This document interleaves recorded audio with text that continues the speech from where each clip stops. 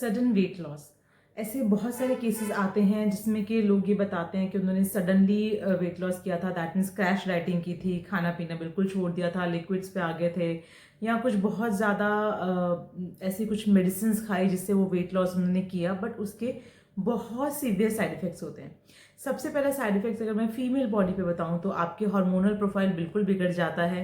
And उसके बाद फिर आपको प्रॉब्लम्स क्या आती हैं, पीरियड्स इरेगुलर आ रहे हैं उसका ट्रीटमेंट ले रहे हो, फेशियल हेयर ग्रोथ आ रही है उसका ट्रीटमेंट ले रहे हो। तो आपको ये एक प्रॉब्लम को सॉल्व करने गए थे बट बहुत मल्टीपल प्रॉब्लम्स लेके बैठ जाते हो। दूसरा जो चैलेंज आता है हेल्थ में, दैट इज आपके नी जॉइंट या आपके जॉइंट्स डैमेज होना शुरू हो जाते हैं। बिकॉज जो आप बिल्कुल कैलोरी बहुत रिड्यूस कर देते हो, फैट बिल्कुल बंद कर देते हो, कार्ब्स बिल्कुल बंद करते हो, तो उससे आयुर्वेद के अकॉर्डिंग वात दोष एग्रीवेट होता है। अब ये वात दोष आपको बहुत सारी प्रॉब्लम्स कर सकता है, आपके जॉइंट्स डैमेज कर सकता है, आपको हार्ट डिजीज कर सकता है, आपको माल न्यूट्रिशन तो होता ही है। बिकॉज हम एक सडन वेट लॉस करते हैं तो बहुत सारे न्यूट्रिशन को कॉम्प्रोमाइज कर देते हैं।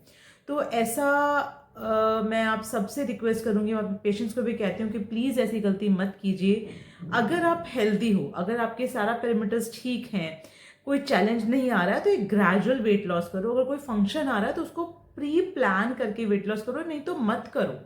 आप वैसे भी बहुत सुंदर, बहुत अच्छे दिखोगे with the proper dresses rather than going for a crash diet. तो एक क्रैश डाइट वाला फॉर्मूला बंद कीजिए। लोग रात को डिनर करना बंद कर देते हैं, लोग कार्बोहाइड्रेट बिल्कुल छोड़ देते हैं, रोटी और चावल तो दुश्मन समझ लेते हैं, बस ये तो हमारे दुश्मन है, इसको तो खाना ही नहीं है। एंड अगर आप ऐसा करते हैं तो आपकी बॉडी में जो एनर्जी गिविंग फूड है वो आप निल कर देते हो, और आपको जो एनर्जी है वो नहीं मिलती। आप एक बूढ़े इंसान की तरह हो जाता है जिसकी स्किन डैमेज है, बाल डैमेज है, एनर्जी नहीं है, थका थका शरीर रहता है, लेटे रहते हैं, एंड कुछ ना कुछ ऑर्गन डैमेज जो है वो होना शुरू हो जाता है। हमारी बॉडी को एक प्लान्ड वे में न्यूट्रिशनल फूड लेने की हैबिट है। अगर आप उस चीज़ को फॉलो कर लेंगे तो ग्रेजुअली धीरे धीरे आपकी बॉडी से वो सारा एक्स्ट्रा फैट है वो निकलना शुरू हो जाएगा, और साथ ही साथ आप बहुत हेल्दी एनर्जेटिक फील करेंगे। तो हमेशा आपका वेट लॉस एक ग्रेजुअल पीरियड ऑफ टाइम में होना चाहिए। आइडियल जो माना जाता है 1 महीने में 3 किलो तक का वेट लॉस एक बिल्कुल सही तरीका है। आपकी बॉडी शॉक में नहीं जाती है कि सडनली क्या हो गया।